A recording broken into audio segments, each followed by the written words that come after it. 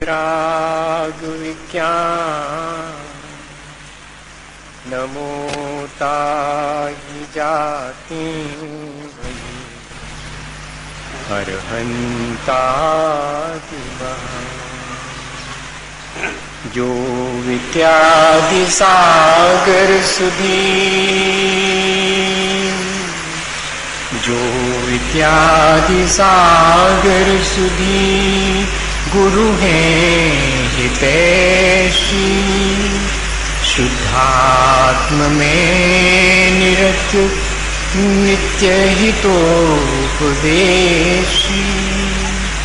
वे पाप ग्रीष्म ऋतु में जलगे सयाने पूजून के सतत केवल ज्ञान पाने पूजून के सतत केवल ज्ञान पाने। बोले भगवान महावीर स्वामी के अहिंसा धर्म की आचार्य गुरुवर विद्यासागर मुनि महाराज की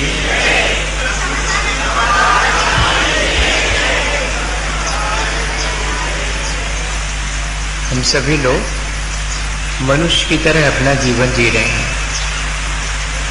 हम और दूसरे प्रकार से भी अपना जीवन जी सकते थे, लेकिन हमने ये बात अपने पहले जीवन में ही तय कर ली थी। हमने कुछ ऐसा अच्छा किया था जिसके फलस्वरूप हमें मनुष्य की तरह जीने के लिए ये जीवन मिला। मनुष्य जीवन की एक विशेषता है कि इस जीवन में हम अपने आत्म कल्याण का विचार कर सकते हैं।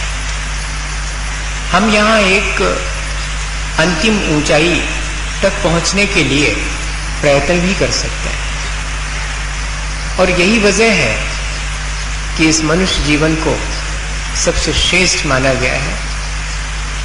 मनुष्य विचारवान है और उसके पास श्रेष्ठ विचार हैं जिनके माध्यम से वो अपने जीवन को श्रेष्ठ बना सकता है, अच्छा बना सकता है। लेकिन हम लोगों के साथ एक मजा ये है कि हमारे जो विचारवान होने की हमारी सामर्थ्य है उसका हम ठीक उपयोग नहीं कर पाते हैं। हम अपने श्रेष्ठतम विचारों में उतनी रुचि नहीं लेते जितनी निम्नतम विचारों में हमारी रुचि होती है। जितना हमारे जीवन में हम अच्छाइयों को महत्व नहीं देते, उससे कई गुना हम बुराइयों को महत्व देते हैं। सहसा ये बात हम स्वीकार नहीं कर पाएंगे। कोई भी हमसे ऐसा कहेगा तो हम उसे जवाब दे सकते हैं कि नहीं जनाब, ऐसा नहीं है। हम तो हमेशा श्रेष्ठ विचारों को ही महत्व देते हैं, हम कभी बुरे विचारों को, निम्न विचारों को महत्व नहीं देते। ये कहना आसान है, लेकिन ये चीज हमारे जीवन से अभिव्यक्त होती दिखाई पड़नी चाहिए, तब तो मानेंगे। किसी के पास श्रेष्ठ विचार हो और वो उसके जीवन से प्रकट ना होते हो तो बताइएगा, उन श्रेष्ठ विचारों का होना नहीं होना उसके लिए कोई महत्वपूर्ण नहीं है। तब यदि हम ये मानते हो कि श्रेष्ठ विचार हमारे पास हैं और हम उनको ही प्रायोरिटी देते हैं और हम तो निम्न विचारों को महत्व नहीं देते, तब फिर हमारे जीवन में वो चीज दिखनी चाहिए। लेकिन हमारा पूरा जीवन तो देखा जाए तो उन्हीं निम्नतम विचारों पर ही खड़ा हुआ है। झूठ पर ही हमारे जीवन का सारा साम्राज्य हमने खड़ा करके रखा है।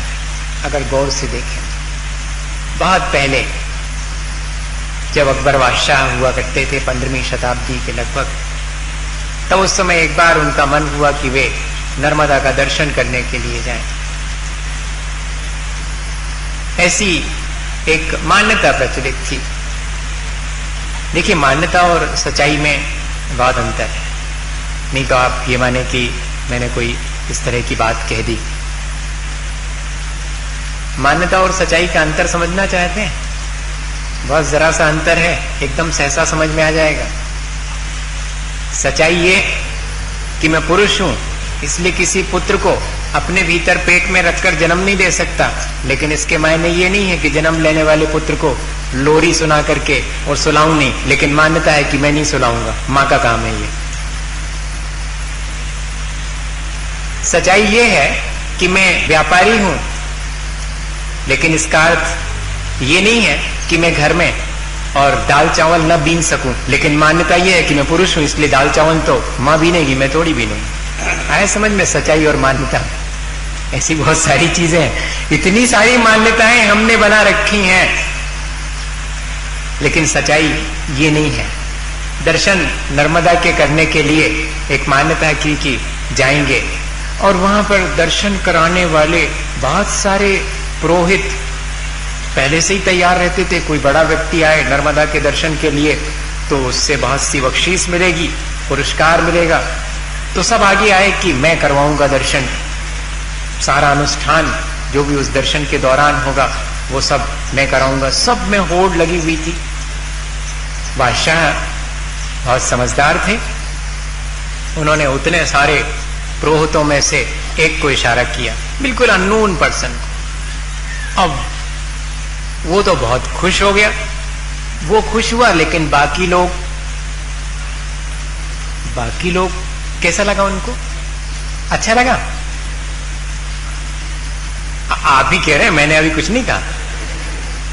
अच्छा नहीं लगा होगा, ये अपने मन में फौरन आ गया, क्योंकि अपने जीवन का अनुभव अपन को कहां अच्छा लगता, कब अच्छा लगा? देख लो, ये अपना खुद का अनुभव है जो अपन स्वयं कह देते हैं कि नहीं अच्छा लग ही नहीं सकता है। किसी एक को अगर ये महत्व मिल गया है तो बाकी सब अपने को महत्वहीन समझते हैं, जबकि किसी का भी महत्व किसी एक के महत्व बढ़ने से कम नहीं हुआ है। लेकिन देखिएगा, हमारे अंदर अगर श्रेष्ठ विचार होते तो हम अपने को महत्वहीन समझते ही नहीं दूसरे के महत्वपूर्ण हो जाने पर। लेकिन हमारे विचारों की निम्नता देखिएगा कि हम फौरन जो है किसी को महत्वपूर्ण होते देख करके और अपने को महत्वहीन समझने लगते हैं। और ऐसा ही हुआ, बाकी सब ने बहुत ईर्ष्या से भर करके और बैड विशेष देना शुरू कर दी उस एक पुरोहित को। कुछ लोगों के अंदर क्यूरियोसिटी थी कि देखें अब क्या होता है, बादशाह कितना कुछ देते हैं। कुछ लोग तो इसी चर्चा में मशगूल थे कि अब तो बारे न्यारे हो गए उस पुरोहित के, अब तो घर भर जाएगा, और यों त्यों जो भी जिसके मन में आ रहा था वो सब। अब बादशाह को दर्शन कराए, जो भी अनुष्ठान करना था वो सब अनुष्ठान हुआ। बाद में जब बादशाह लौटने लगे तो इनाम बादशाह ने अपने शेरवानी में पॉकेट में हाथ डाला और कुछ ऐसे निकाला।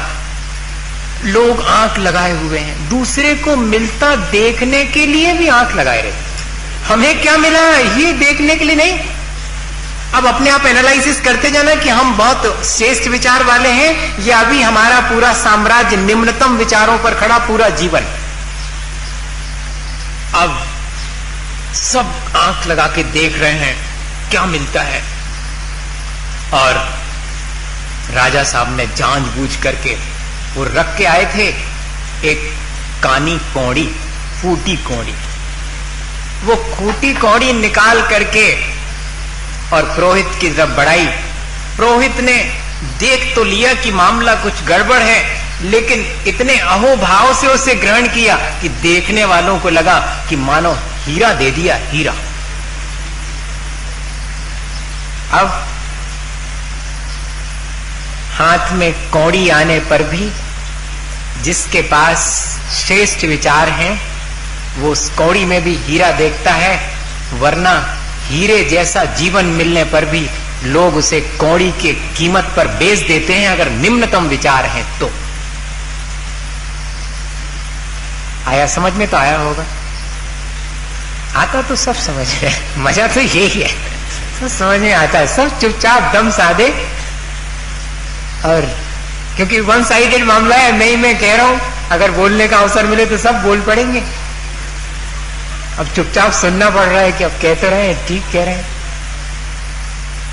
अब ऐसे लिया जैसे कि कोई बहुत बेशकीमती चीज मिल गई हो और अपने पॉकेट में रख लिया। पुरोहित ने भी, राजा तो चले गए, बादशाह, लोगों ने घेर लिया। क्या हुआ? बहुत इनाम मिला होगा। पुरोहित ने बहुत गदगद होकर के, बहुत हर्षित होकर के कहा कि हाँ, मेरा सौभाग्य, आप सब लोगों की शुभकामनाएं। हाँ, ये तो कहनी पड़ेगा, भले ही लोगों ने बैड विशेष दी हो। आप सबकी शुभकामनाएं, मेरा सौभाग्य। राजा ने वो चीज दी है, इतनी बेशकीमती है कि मेरी 7 पीढ़ियां भी खर्च करें तो भी ज्यों की त्यों बनी रहेगी। देखा, बात तो सही कही, झूठ नहीं कही उसने। 7 पीढ़ियां भी खर्चे तो खत्म नहीं होने वाली इतनी बेशकीमती चीज दे के गए राजा। अब तो सब शक्ति में आ गए, सब जगह चर्चा का विषय बन गया कि बादशाह ने बहुत कुछ दिया है, बहुत बेशकीमती चीज दी है, और सब दूर इसके चर्चे होने लगे। और बढ़ते बढ़ते बात राजमहल तक पहुंची और राजा तक पहुंची। राजा भी एक बार मुश्किल में पड़ गए। कहीं ऐसा तो नहीं, हाँ कहीं ऐसा तो नहीं कि मैं ले तो गया था कौड़ी ही, कहीं ऐसा तो नहीं कि धोखे से और हीरा ही पहुंच गया। बुलाया जाए पुरोहित जी को। अब तो सब तरफ और चर्चा होने लगी कि लगता है और इनाम मिलेगा। अब तो दरबार में बुलाया गया। पहुंचे तो राजा ने आते ही साथ पूछा कि क्यों पुरोहित जी, उस दिन बख्शीश में क्या मिला आपको? बोले हुजूर, देने वाले बहुत देखे हमने, लेकिन आप जैसा नहीं देखा। और तो राजा को बहुत मुश्किल हुई। देने वाले बहुत देखे हमने, आपके जैसा देने वाला नहीं दिए देखा। क्या चीज दी है, मेरी 7 पीढ़ियां भी उसे उपयोग में लें तब भी खत्म नहीं होने वाली, ज्यों की त्यों बनी रहे। अब राजा मुश्किल में। राजा ने कहा कि दरबार खाली किया जाए, मैं पुरोहित से अकेले में मिलूंगा। ठीक, पुरोहित जी तो समझदार थे, समझ रहे थे। जैसे ही राजा अकेले एकांत पाकर के और गद्दी से उठ करके खड़े हुए पुरोहित जी के पास आने के लिए कि चुपचाप पूछेंगे, पुरोहित जी जोर से हंसे और कहा कि राजन, चिंतित ना हो, आपने जो दिया है वो ठीक दिया है। आपने जो मुझे कौड़ी दी है वो बिल्कुल कौड़ी ही दी है, आप निश्चिंत रहिएगा। लेकिन आपकी वो कौड़ी आपके हाथ से दी जाने के बाद पूरे साम्राज्य के बराबर है, क्योंकि उतनी सी बात के लिए आपको भी अपने दरबार में और अपनी गद्दी से खड़े होने पड़ा। मैंने तो कौड़ी में सारा साम्राज्य खरीद लिया, क्योंकि वो कौड़ी आपके हाथ से खरीदी। हमारा साम्राज्य भी हमने ऐसे ही कौड़ियों पर आधारित करके रखा है, देखा जाए तो। अगर वो घटना तो उसके श्रेष्ठ विचारों के कारण और उसके जीवन को, एक सबके जीवन को दिशा देने वाली थी। क्या हमारे अपने जीवन के बारे में सोचेंगे कि कहीं ऐसा तो नहीं कि ऐसी ही बुराइयों और ऐसे ही झूठ और इन सब पर हमने अपने जीवन का साम्राज्य खड़ा करके रखा हो? हम गौर से देखें तो हमारे आसपास निम्नतम विचारों पर ही हमने अपना पूरा जीवन आज तक जिया है, बना करके रखा हुआ है। श्रेष्ठतम विचारों को सहसा स्वीकार करने में मुश्किल होती है, क्योंकि जब हम श्रेष्ठ विचारों को स्वीकार करने लगते हैं तो एक चुनौती सामने आती।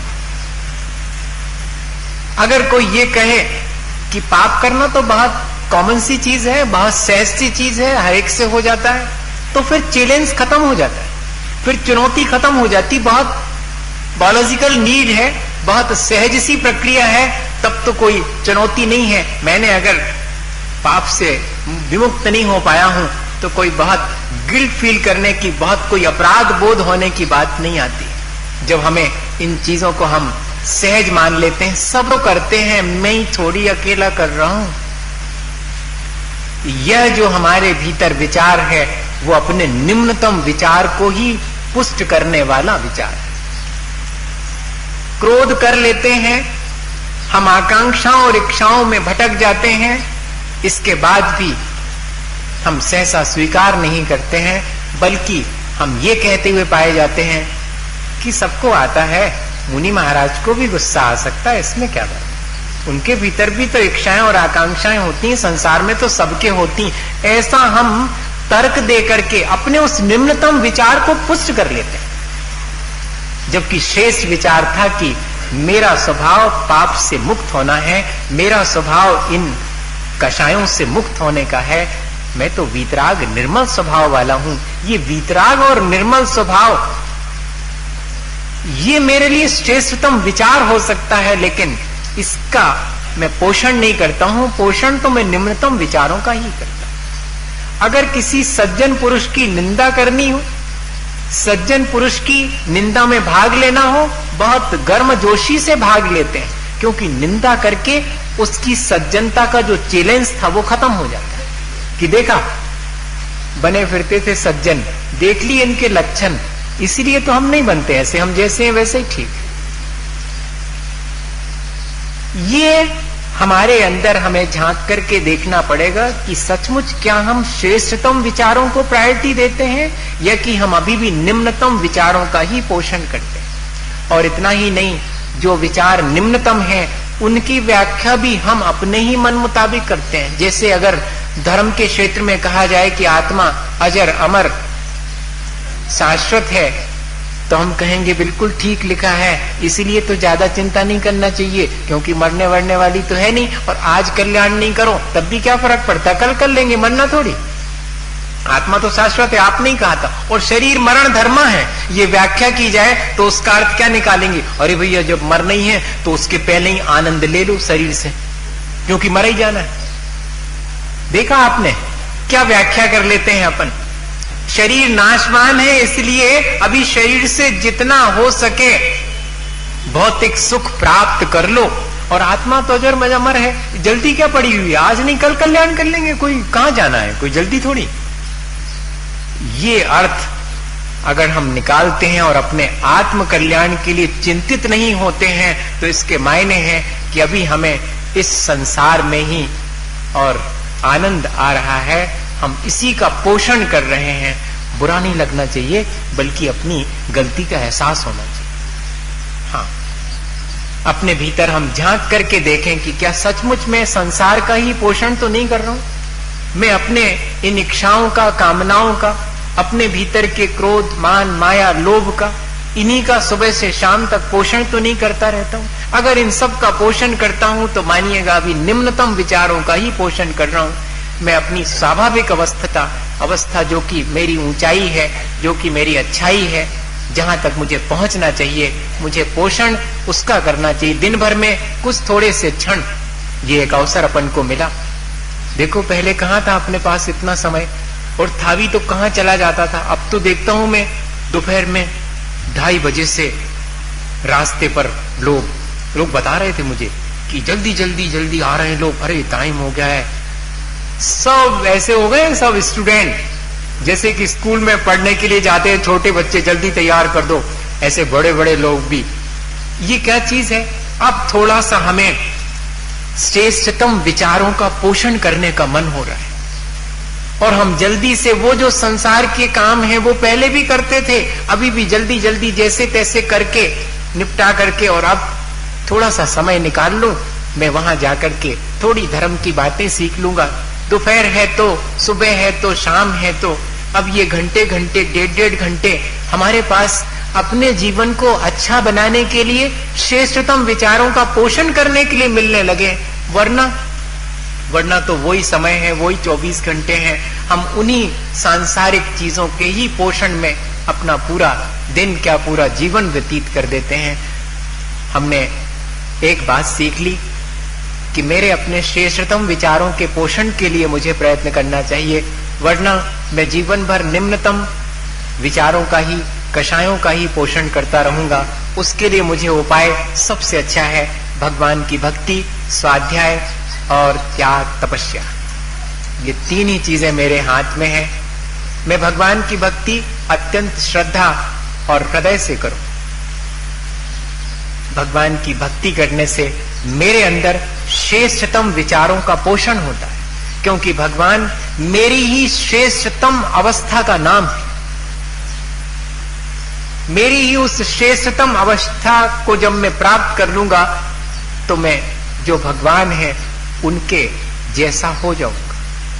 इसलिए मैं उनकी पूजा और भक्ति के द्वारा अपनी ही श्रेष्ठता का पोषण करता हूं, अपनी उस श्रेष्ठतम अवस्था की प्रशंसा करता हूं, उसको पाने की भावना भाता हूं। ये विचार हमारे भीतर आना चाहिए।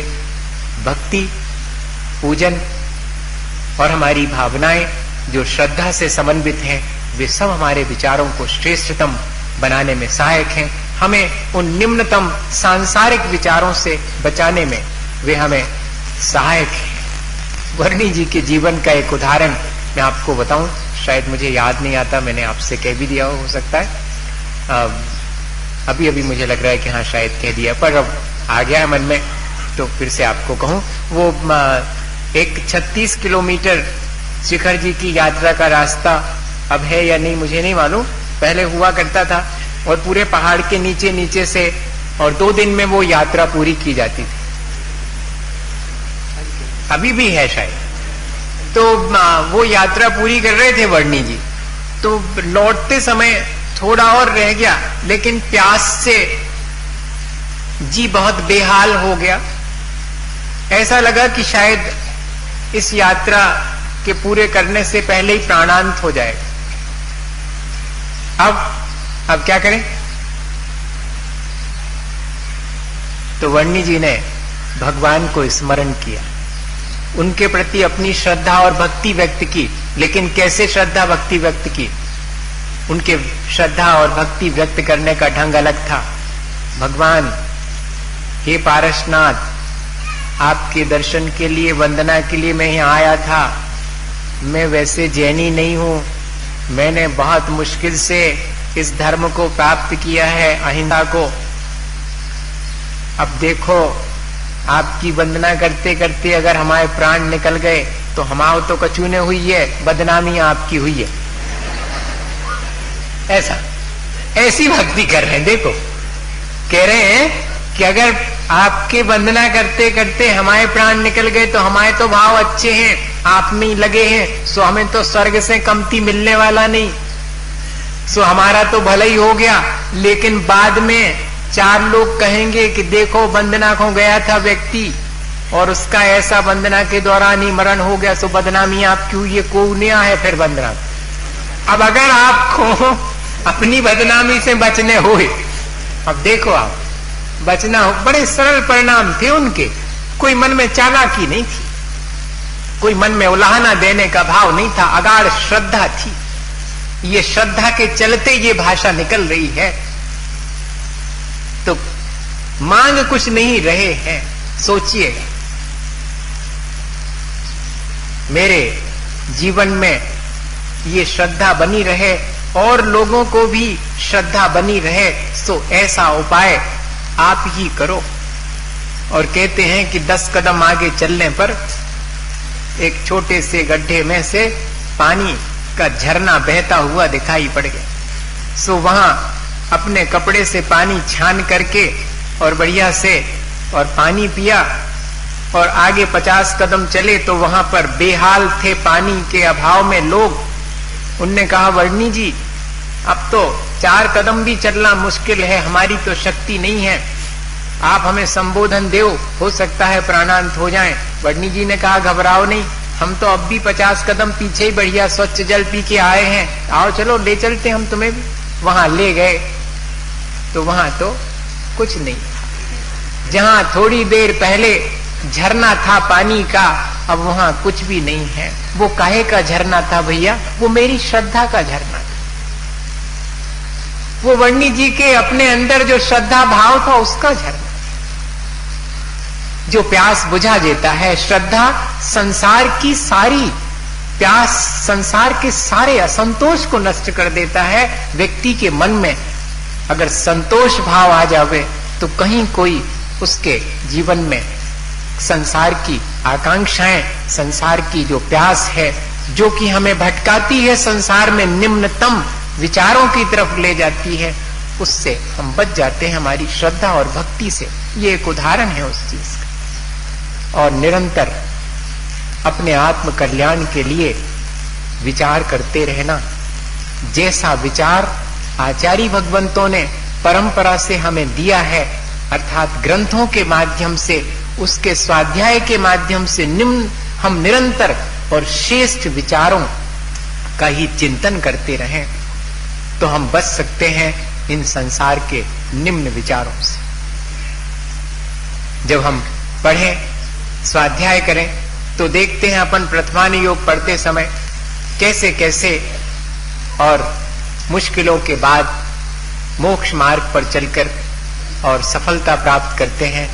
कैसे संसार के इन सांसारिक प्रपंचों में लगे हुए जीव भी सहसा विरक्त होकर के मोक्ष मार्ग पर आरूढ़ होकर के और देखते देखते केवल ज्ञान को प्राप्त कर लेते हैं। पढ़ करके क्या लगता है? पढ़ करके लगता है कि हाँ, वास्तव में तो यही मेरे लिए श्रेष्ठ है, मैं भी ऐसा ही करूं। उतनी देर के लिए भावनाओं में कैसी निर्मलता आती। जब अपन रोज और नई नई बातें, अच्छी अच्छी बातें सुनते हैं, मन में उतनी देर के लिए ही सही, बाद को ना रहे कोई बात नहीं, लेकिन जितनी देर घंटे भर हमने अच्छी बातें सुनी हैं, अच्छे विचार हमारे भीतर रहे हैं, चलो उतनी देर के लिए सही, हमारा वो 1 घंटा तो सार्थक हो गया। निम्नतम विचारों से हम बच गए, हमारे पास कुछ अच्छे विचारों की संपदा इकट्ठी हो। तो स्वाध्याय भी दूसरे नंबर पर रखा, भगवान की भक्ति और अपने आत्म कल्याण के लिए 2 बातें।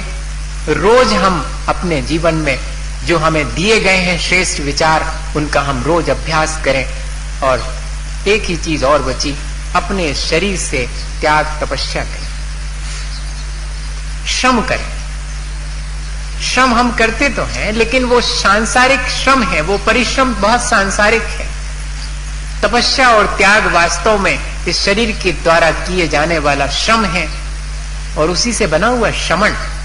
जो निरंतर त्याग तपस्या में लगे हुए हैं, पुरुषार्थ करते हैं, श्रम करते हैं, वे ही शमन कहलाते हैं। ये पूरा शमन संस्कृति जिसको अपन कहते हैं, वो इसी वजह से है कि त्याग तपस्या में हम अपनी देह को लगा देते, अपने मन को हमने लगा दिया है ईश भक्ति में।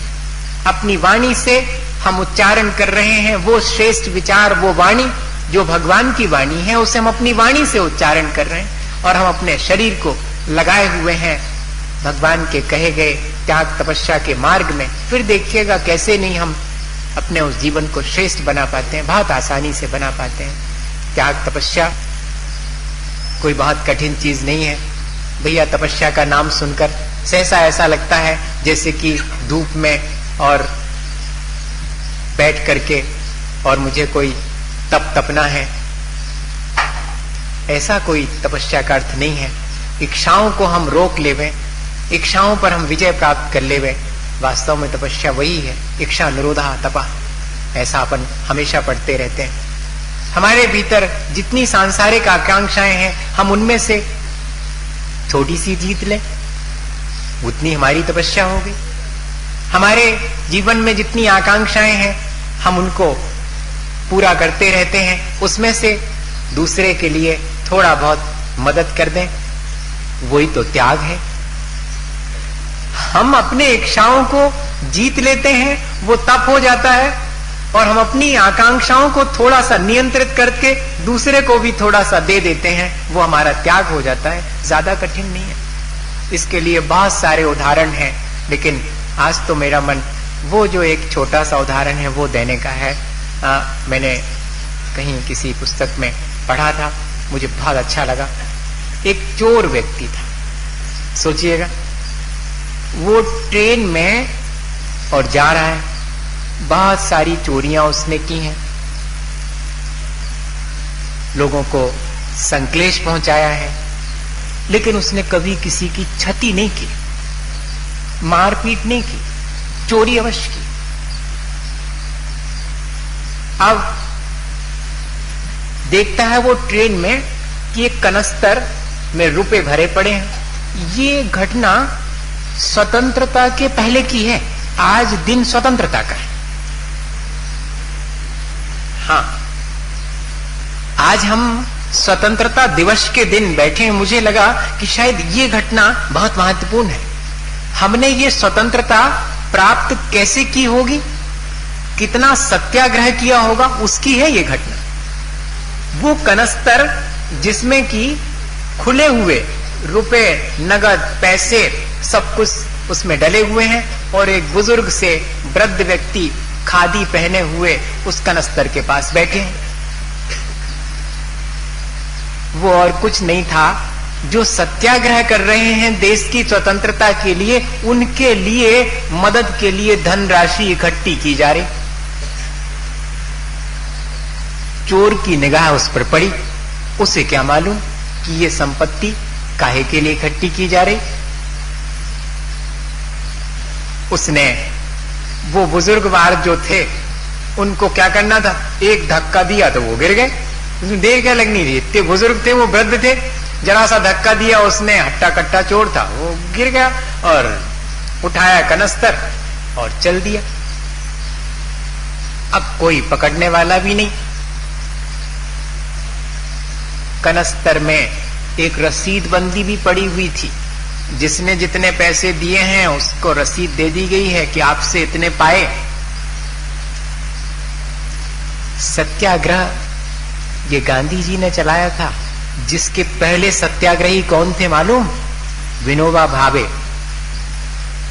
पहले सत्याग्रही थे, जेल गए थे सबसे पहले। तब इन लोगों ने, दोनों का मैं बहुत अच्छा कॉम्बिनेशन मानता हूं। गांधी जी बहुत श्रद्धावान थे और अत्यंत ज्ञानवान थे विनोबा। दोनों का एक अच्छा कॉम्बिनेशन था और साथ में दोनों के अंदर अपरिग्रह की बहुत अच्छी धारणा थी। जैन नहीं होने के बाद भी अपरिग्रह की जीवन में अभिव्यक्ति दिखाई पड़ती थी। परिग्रह में लिप्तता नहीं थी। ये बहुत बड़ा उदाहरण है। ये दो लोग जिनका कि आज हमें और जरूर से स्मरण कर लेना चाहिए। स्वतंत्र देश में बैठे हुए हम एक नागरिक की हैसियत से, नागरिक होने का भी अपना सौभाग्य, वो भी भारत के नागरिक होने का, इसको छोटा मोटा सौभाग्य नहीं मानना। भरत देश में बैठे हैं, चक्रवर्ती भरत के देश में, भगवान ऋषभदेव के पुत्र। उस भारतवर्ष में उसके नागरिक होने का है क्या नागरिक वास्तव में? जिसके जीवन में श्रद्धा है, आत्मज्ञान है और साथ में त्याग तपस्या है, वो है सिंबल भारतीय नागरिक होने का। वो है भारतीय संस्कृति का सिंबल। वो है उसकी पहचान कि हाँ, जहां श्रद्धालु लोग हैं, जहां आज भी आत्मज्ञान है, अध्यात्म जहां पर है, वो भारत है। जहां आज भी त्याग तपस्या का सम्मान होता है, जहां लोग स्वयं त्याग तपस्या करते हैं, वो है भारत, स्वतंत्र भारत। हमने स्वतंत्रता इसी के लिए हासिल की थी कि हम अपने श्रद्धा को व्यक्त कर सकें, हम अपने आत्मज्ञान के माध्यम से अपना कल्याण कर सकें, हम त्याग तपस्या के मार्ग पर चल सकें। वरना हम मजबूर थे, हम ये कुछ नहीं कर सकते थे। ना हम अपने धर्मायतनों में जाकर अपनी श्रद्धा व्यक्त कर सकते थे, ना हम अपने शास्त्रों का ऐसे मंच लगा करके और ना अपने विचारों की अभिव्यक्ति कर सकते थे, ना हम त्याग तपस्या के मार्ग पर चल सकते थे। हम मजबूर थे जब हम किसी के बंधन में थे। हम मुक्त हुए। काहे के लिए मुक्त हुए? इसके लिए कि हम पाप करने लगे, हम भौतिक सुखों में, भौतिक लिप्सा में लिप्त हो जाएं।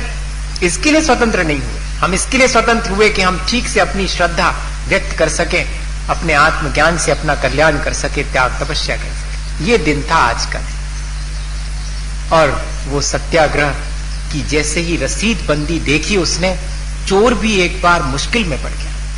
ये मैंने क्या किया? ये तो बहुत बड़ा अपराध हो गया। मैंने और चोरियां की हैं, वो उसको थोड़ा अपराध लगता था कि कर रहा हूं, लेकिन ये मैंने क्या किया? ये सत्याग्रह जो लोग कर रहे हैं उनके लिए संपदा इकट्ठी की गई और मैंने उससे चुरा लिया। कहते हैं उस रसीद बंदी पर अपने हाथ से अपने अभी तक के जितने पैसे उसके पास थे वो सारे पैसे उस कनस्तर में डाल दिए और उस रसीद पर अपना नाम लिख करके कि इतने पैसे मैंने भी इसमें सत्याग्रहियों के लिए दिए, और इतना ही नहीं, मैं अब आगे से चोरी नहीं करूंगा, यही मेरा सत्याग्रह है। ये उस रसीद बंदी पर लिखकर उसी कनस्तर में डालकर उन बुजुर्गवार के पास उनके पैर छू के रख करके गया। आप इसको त्याग मानेंगे, तपस्या मानेंगे?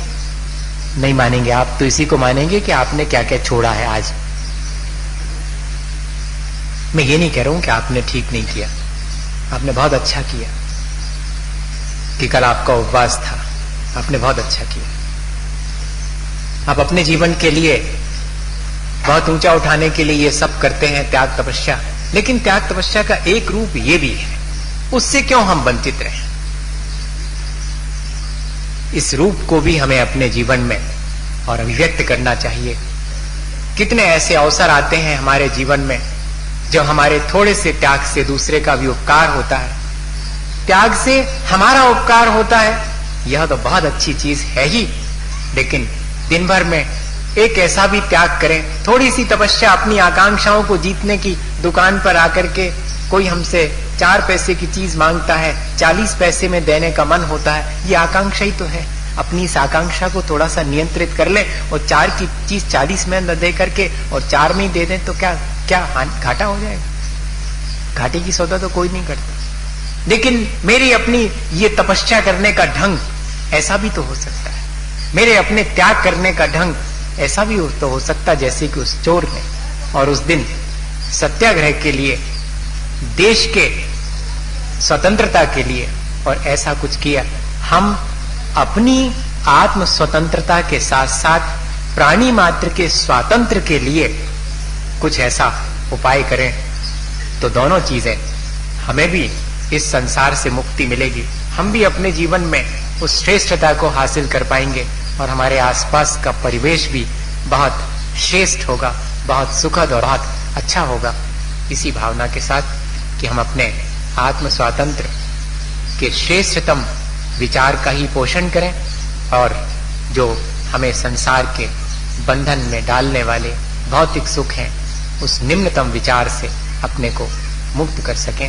इसी भावना के साथ आज के दिन अपन एक साथ मिल बैठकर नमोकार करते हैं ताकि हमारा मन पवित्र हो और हम अपने जीवन को अच्छा बना सकें।